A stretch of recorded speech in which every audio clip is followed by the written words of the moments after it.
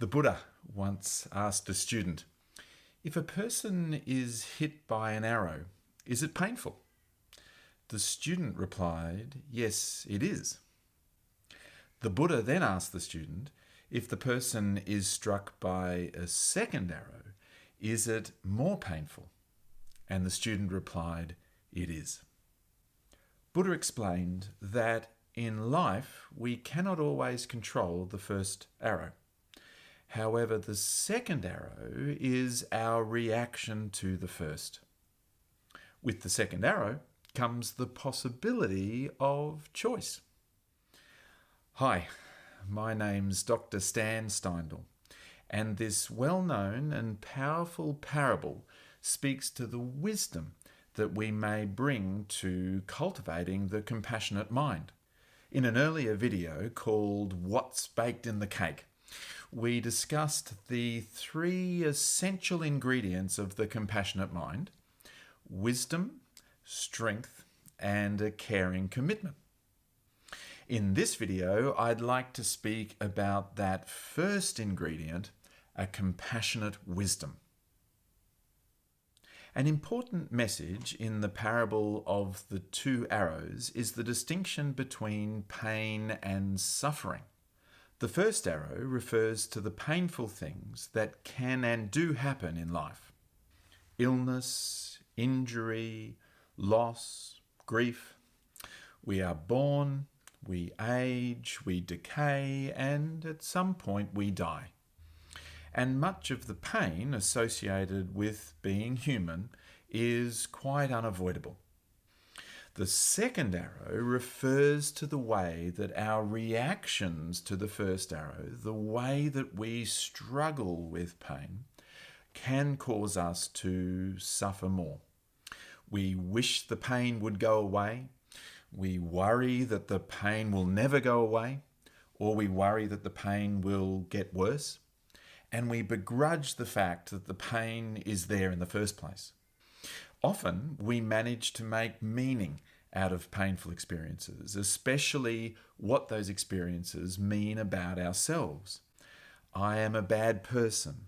I am worthless. I am defective. I'm a failure. Simply being human means that the experience of pain is inevitable. That is common to us all. However, the second arrow, that is our reactions to the pain that leads to us suffering more, is optional. And this is where wisdom comes to the fore.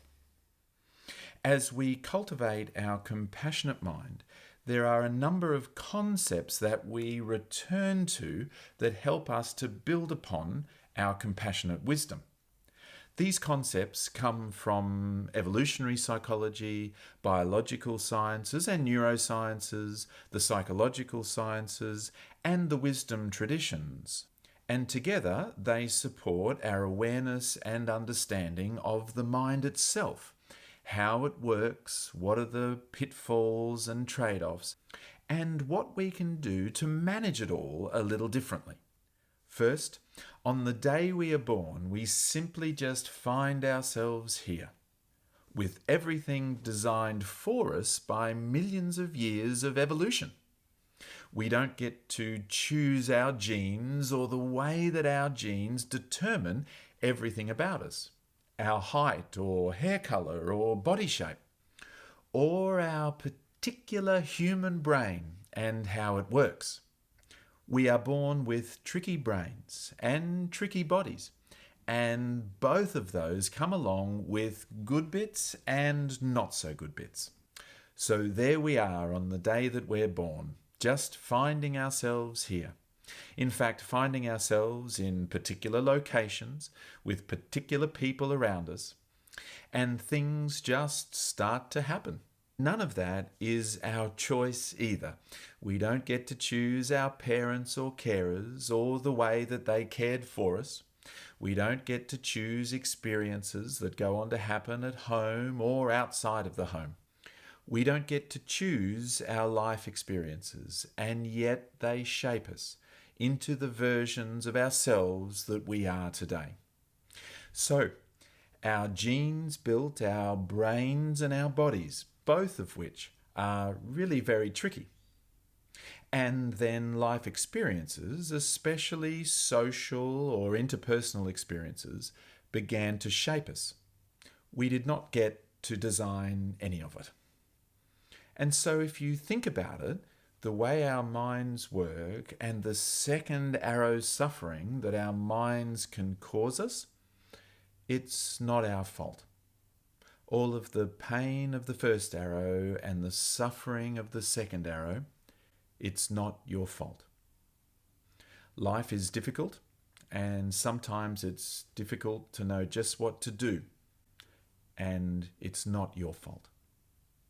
This is compassionate wisdom, moving away from blaming and shaming ourselves for the things that happen and cause us pain and the way that our minds work and react to those things, and instead making the most of the way that our minds can learn and grow and change. And we can take responsibility for our lives and work out how to be helpful rather than harmful to ourselves and others. Compassionate wisdom is about mind awareness and taking responsibility without blaming and shaming.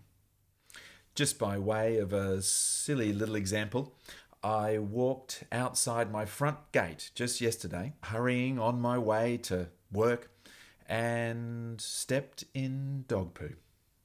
First of all, I was enraged. How dare they leave their dog's poo on my front footpath? And then I started to go internally. You idiot, you've stepped on dog poo. Now you're going to be late. Compassionate wisdom was that moment where I thought to myself, it's okay. It's a little bit of a problem. You've stepped on dog poo, but you'll be okay. Let's just not shame and blame yourself or others, but rather go on inside, take responsibility to washing your shoes, and then off you go to work. The key in so many of our difficult moments in life, small or large, is to find ways to take responsibility and yet without shaming and blaming ourselves or perhaps even others. That is compassionate wisdom. So thank you for watching this video. There is an enormous amount more probably that we could discuss about wisdom and compassionate wisdom and the role that it all plays when cultivating the compassionate mind. But I hope there has been a couple of interesting things there for you to think about or reflect upon or maybe even put into practice. Good luck with building compassionate wisdom, and I wish you all the very best on your compassionate journey.